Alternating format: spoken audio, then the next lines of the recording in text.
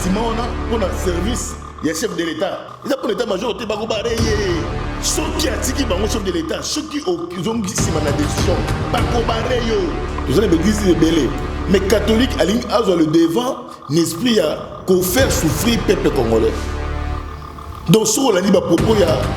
Ambongo, on a dit à propos, il y a Senko, au moment où et l'autre bazoluka, exact. Il y a un moment de messieurs les cas. Mais si on a dit non, Senko, vous avez association de malfaiteurs. Augustin Kabouya, je sais où m'encourager. Kozonga Simate, cette fois-ci, ceux qui FCC, Mboka Oyo, en 2023, on a l'élection, Bankosi, Toboyi, Libana FCC, Nakash, Tobomi, en motorisant au type de peuple. Ceux qui sont encore dans la démarche, à la Kabila, à commissaire prêtre. Sauvé à lobby, à côté de la famille Kabila, dans l'interview n'a jamais été ça. Consultation en Rwanda. Mais il faut que le Parlement, il faut mettre combien de députés. Il pèse en quoi?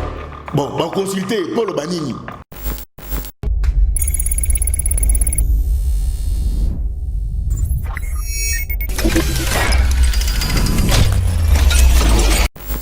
Mbote ya balanja yeba TV télévision boza ebele to kutani susu na émission na bino boza la kaya éco-politique. Merci na confiance na bino yeba TV comme déjà plus de 90 000 et quelques abonnés. Merci na fidélité na bino tozo senga na bino bo s'abonner bo partager pour la vidéo na biso parce que objectif na c'est ça ti le 31 décembre to fêter vraiment 100 000 abonnés. Merci beaucoup na HD Konde Musala Malamu ozo sala Dieu nzamba pambola a continuer toujours kobattre la yo. Merci beaucoup l'équipe Mobaïba TV. Lelo oyodie merci encore to yambeli bino JC Mulumba et le monde to komeka kosola par rapport à l'actualité politique Senko après avoir kokutana le président de la République Félix Antoine Tshisekedi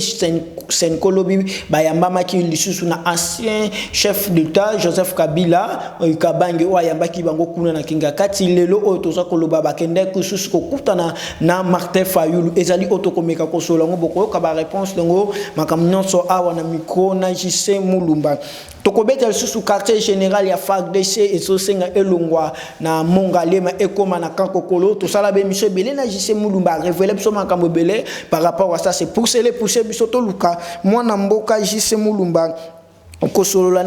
par rapport à ça RVA DG RVA Bakangie Azali sous mappé ou Azali toujours na prison centrale à Makala to kolobelango Akaïch bazo condamné ba propos ya incendiaire o ya mwana mboka Augustin Kabouya ou Azali secrétaire général ya IDPS c'est Azali parmi les quatre actualités autokomeka ko décortiquer lelo na mwana mboka JC Mulumba santé bonne JC santé zakitoko mwana mboka Diebemba merci belé malgré mon anaté tozo luka to luka ma caspe tozo yo posa va pour côté retraite parce que tout le monde qui bande comme soit côté na safari bit yo posa na retraite té bon na côté retraite té un moment de concentration parce que nyoso to lobaki na be mission na yo et les cas ndé yango salami alors et sengele ki to tika batu oyo balanda rabiso batala choki vraiment mambo to lobaka ya solo. Et le nazana courage ya kozonga na TV na yo pour na confirmer pe ko la sabana mboka ke otolobaka to lo trangote ton na lobaka non JC Mulumba za parmi batu oyo bazoka ba décision mboko yo dans lelo na lingi pe batu ba comprendre que JC Mulumba o lobaka ezaka na nzela yango no moni na sepelaki ndengo o inviter kinga le l'émission na yo. Merci. Merci beaucoup, JC Mulumba. Walobaka ezala kamamba solo, c'est ça ma propos na ye. Boyebi ka to sala émission ming na JC Mulumba. Il y avait des choses mususu biso mo to za ko se rappeler que lobaki même so to sala na te to nga to so langol susu lelo par rapport à ça mon mboka JC Mulumba. Senko d'abord to d'abord na Senko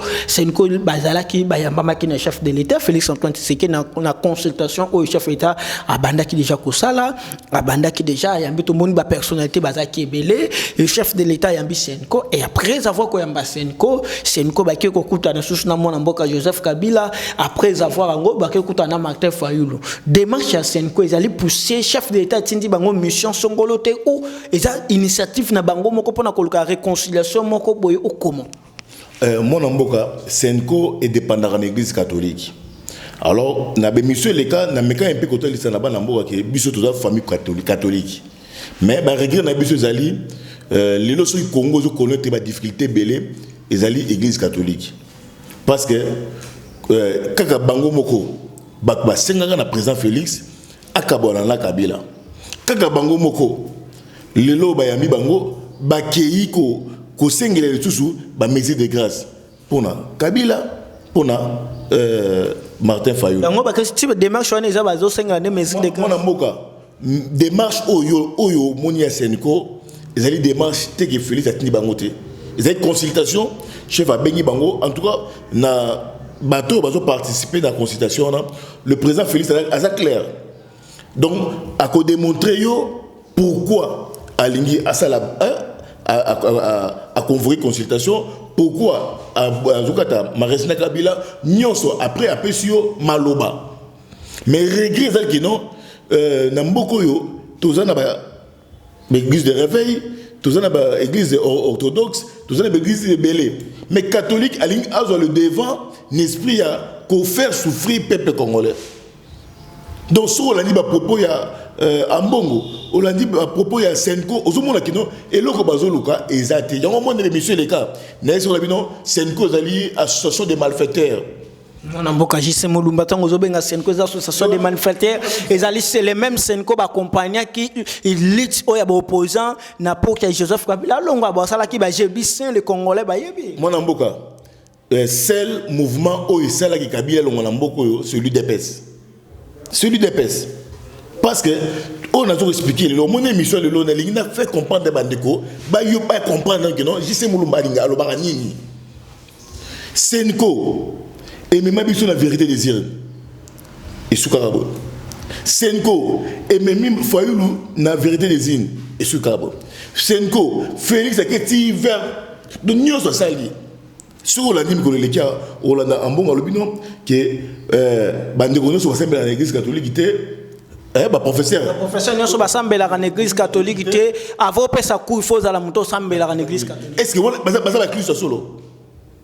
et puis biso personnellement Jise Mulumba n'assemblée la catholique par ignorance je ne comprends que non je ne pouvais pas nzama nga ko pambola ngate parce que nazaki na mauvaise foi oh nzama nga ko pambola oui parce que sur lelo na catholique benzambe anga pambola ngate bato bazosambela catholique nzama pambola bango mona mboka na biso c'est que tout le monde na l'église catholique et comme kindoki Kabila longwe Félix to bomo na Kabila Félix abomi basani ko catholique bazaki bato liboso ko senga ka Félix aboma libala ina Joseph kaka bango moko susu mwana mboko lobi yango bango mo bazongi susu bangi ko luka Kabila bazo lokela ye nini Félix a sa décision Jise Mulumba naza ko encourager mwana mboka Augustin Kabuya Jise Mulumba encourager yo kozonga simate cette fois-ci ceux qui FCC bazo quand que non mboka oyo to 2023 bakozonga pona élection bankosi ozo encourager Jise Mulumba ozo encourager Augustin Kabuya malgré ça jana to lobela ki on mettant ozo encourager Kaj déjà à Kaj déjà zo ko condamner ba propos incendieux Augustin Kabuya tu ko loba yo na bisa yo UDPS ne eyoka ka souci à peuple ozo comprendre na lobby te ba Kaj ba nyonso na te mais tout ça na étape ya sentiment te tout comme l'étape où président Félix a lobby a décision pour la RDC mais toujours comprendre te catholique yemoko azan na église na partout école partout donc cela veut dire pas si à Congo catholique est bien mais Senko basa ba coopérant Senko ba luka mbongo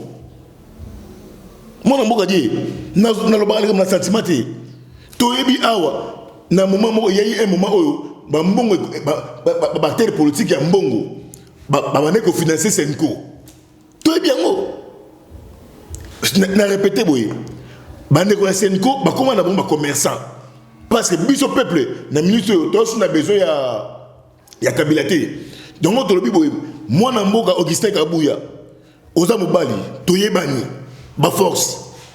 na marche ya samedi na sengi na batu nyonso fondation Jise Mulumba FJCM ya ville Kinshasa mobimba biso nyonso bande ko ya UDPS bande ko ya démocratie chrétienne biso nyonso bande ko ya ITER union des sérénistes réformateurs biso nyonso tokutana parce que to boyi libala ya FCC na cash to bomi ya moto linga ngoti biso peuple ce qui c'est encore ça ba démarche à Kabila a commissaire prêtre Mon amboka, tant aux autres qui a bobo il libala Joseph Kabila. Là, je parle en tant que Na yebi kozo attaque peuple. Mais tant aux autres qui libala Joseph Kabila bolinga ngote démarche à kozo ko kondanango. Mais le chef de l'État initiative à ça les alliés union sacrée quand même. Tant balobi to mo na kata union sacrée on les alliés ko récupérer batunyo sur mon amboka. Et peut-être yo zolo babongo. Mais question ba congolais bazomi tout na sorti na bango mbala moko bakutana kino on a Joseph Kabila na faluté tant avant ba kende dialogue ba kende consultation sorti na bango mbala moko ba keko kutana Joseph Kabila est-ce que kol eloko moko za na sewana te est-ce que bazo sala makambo moko bango moko mon amboka président Félix pendant 2 ans na message na ye dans une émission l'équipe de Psychio a supporté qui nyonso donc ba bloquer qui est ba finga qui est et puis ils ont même na audio oyo ba soit disant professeur à l'université FCC ba vanda ba to finga président Félix mais à supporter qui si le peuple Félix a telle situation à peuple n'a pas milliardaire n'a pas millionnaire alors il faut à défendre peuple alors moutaté le tout le peuple église catholique est allée na l'école na Congo partout et ça na l'église partout donc c'est souffrance du peuple église catholique est censée avoir bayango mais au monde qui est anormal demande donc ninga za boy tout yo ba robundana na peuple banane mutu nyoso ko encourager Kabila pour faire souffrir mboko pour na terrain na bino mais Kabila zapi mwana mboka zapi ancien président yo komi bobozo nga ko bobo exclure ye comment yo kana biso mwana mboka koza na statut ya ancien président et la cité qu'il faut empêcher ndekona yo asa musaba na muté donc Kabila pour na ye atika pouvoir nanzoto mais na molimo te to comme une étape il y a le Félix Reine Kabila gouverne mais moi non situation sur la continuer nango bolom comme on en a été alors niet premier ministre alors respecter le chef de l'État premier ministre a signé au monde la FCC Bassalia premier ministre a signé coordonné que basa la dépense na na trésor public mwana mboka tiko lo makambo mais na to bisayo Koko et Ilukamba mbongo ba kena ngo ba deke o ba saleli mbongo ya trésor public ya ba peuple congolais bazo susu ba mama ba maki mbongo na ngana yo na bandeko ne mbongo oyo pepe Ilukamba akomi sara mboko qui professeur atangaki c'est pour détruire mboko yo pepe vebo e ba keno Congo za mutu moko te ngana lobaka fiche parcellaire ya RDC eza ni na kombo ya Kabila ni na kombo ya Félix ni na kombo ya Elukamba ni na kombo ya Abbé Chole eza na kombo ya peuple congolais alors ceux qui ont eu la chance il y a cause de la place wana il faut respecter ce petit peuple qui souffre boza ba roité boza ba donc boza ba ndambete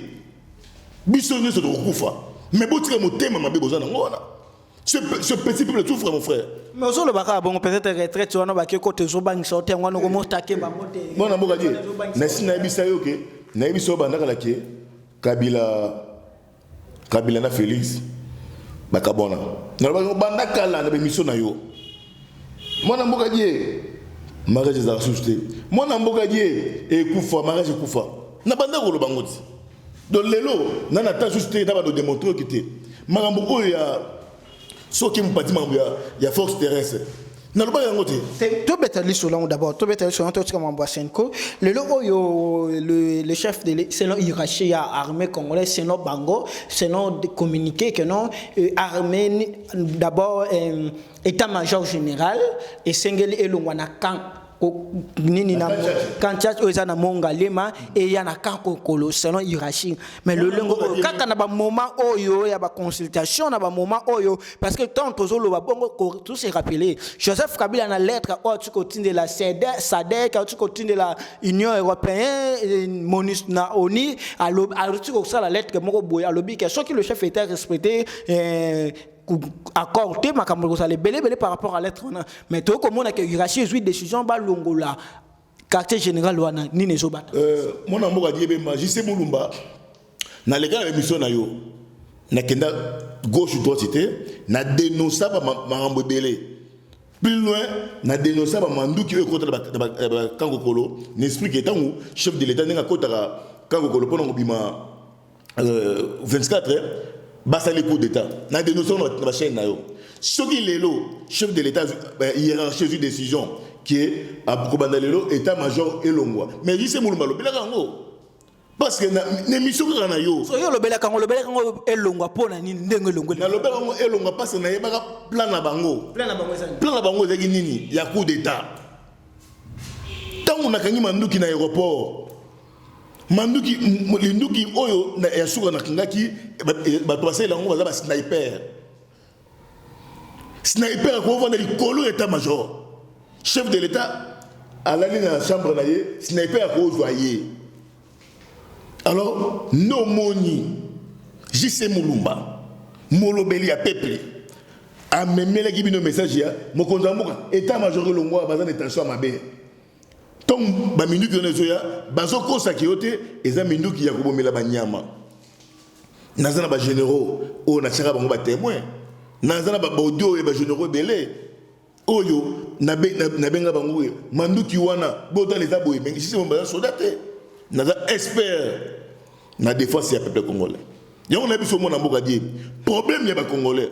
eza biso mo ba congolais eza ba tanzanien te eza ba rwandais te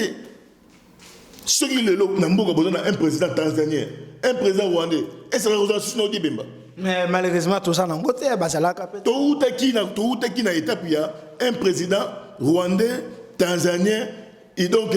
naibité zambien donc et au moment na mboka président mboka azoye balaté sur gazali sur gazali colonie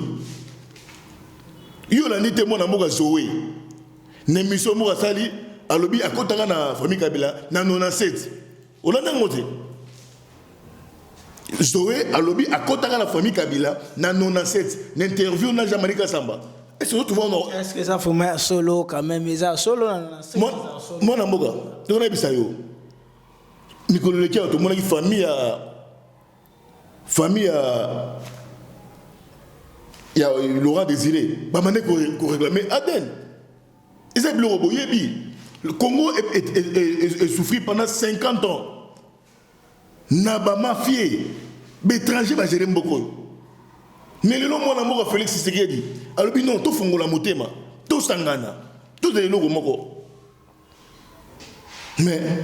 vous comprenez des problèmes est-ce que le coin de Lengue bazo longola bazo délocaliser Kankoko le quartier général connaît zo na Kankoko c'est qui so baya na Kankoko na Kankoko pe singela ki batonga ba biwa administratif et ko bakoya ndenge disposition o ba pesi ezali provisoire bakende nanu et puis que so qui n'état major wana na FT la force terrestre au goût de ba loko be les avides bayakate monsieur salama donc au quotidien mais tant que tu baki FT wana so qui pendant la journée au moins na armée ça musala mais qui na FT au goût de non ba loko be les avides baka bolongo ba pesa ndam allez baki ça monsieur kuna batika na ndenge chef lobby batika bâtiment on a pour un service il y a chef de l'état normalement hein bâtiment on a et pour le personnel il y a chef de l'état et ça pour l'état major te bako bareye ceux qui a tiki bango chef de l'état ceux qui ont dit na décision bako bareyo tango solo ba bongo mona mboka ba service belé jolanda nabi boye je m'en fous o ezali étape ya état de droit démocratie na mboka o ezali étape ya dictature étranger na mboka côté sur service oye faut za makasi sur za makasi te okuta pe na yo ya yo mona mboka na bi bien tango ba su décision wana et déjà c'est mulumba ngana lobaka kaka na lobaka na koti cc ya mai décision zoami tango décision zoami na sepeliti parce que na yebi que chef de l'état tikaki bango ndenge abimaka na résidence na ye akota na bureau ake na bureau banga ba bloqué nazoyebisa yo solo mwana mboka navandaka na plateau na ote mpo na osala ba plaisir ba sentiment plein ezalaki keno mokonzi ya mboko abisu ntango abimaka na palais na ye mpo akende bureau ba bloqué ye tongo to vivre coup ya Mali na Congo Mais tellement, pouvoir y a Félix, pouvoir entendre, nous moni a plein de bons nyoso, et zo comme on a soukate.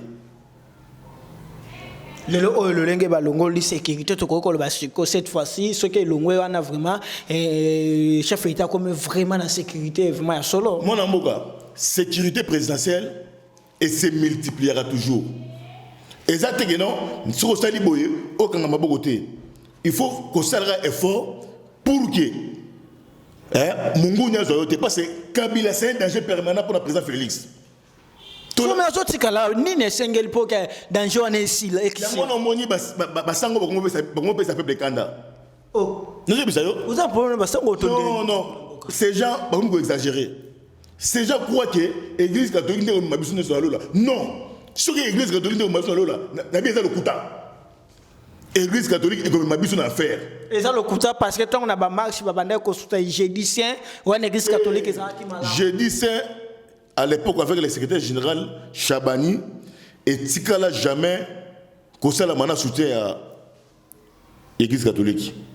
Et seulement toujours dans soutien au peuple. Naza moko bactère on a viva jeudi choc. Tobunda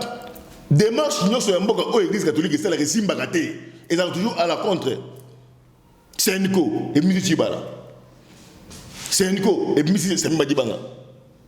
Donc toujours na défaveur il y a peuple congolais. Donc cela veut dire que les catholiques to baye bino.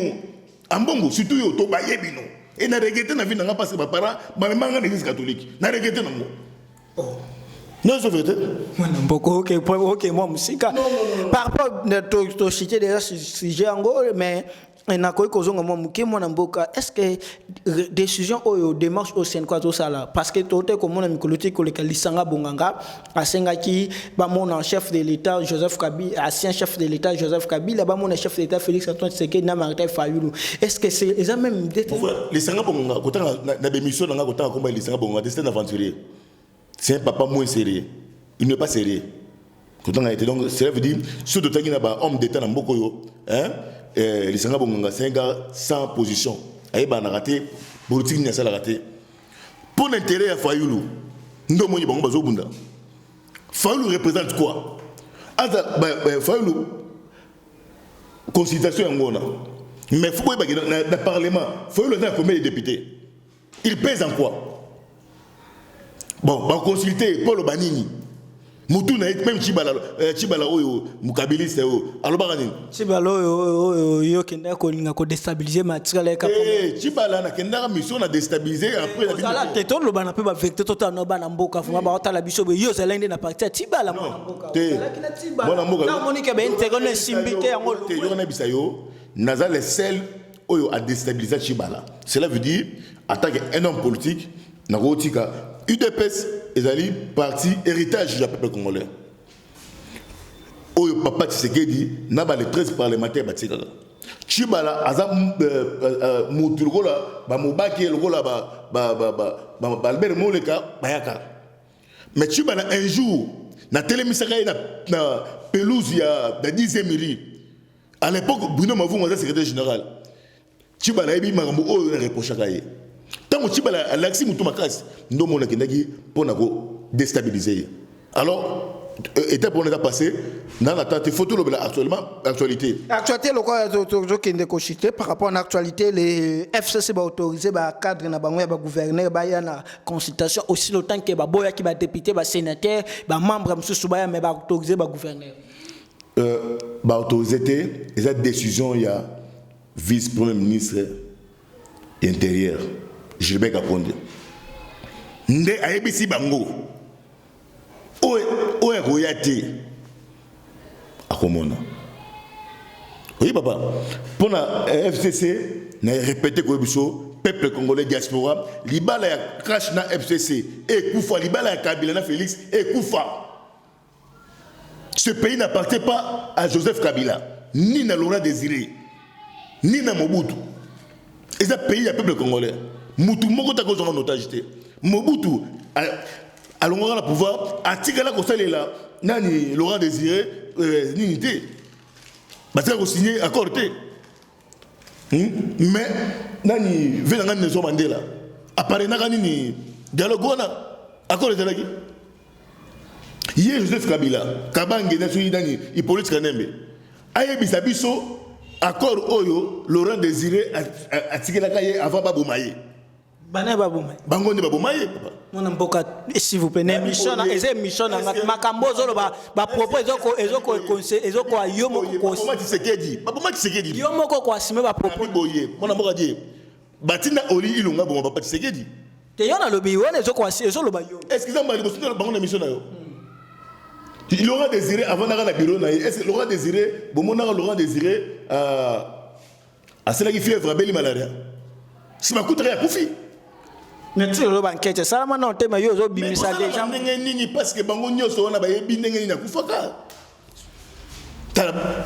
Papa, nabi hein, et ko sala ma comment.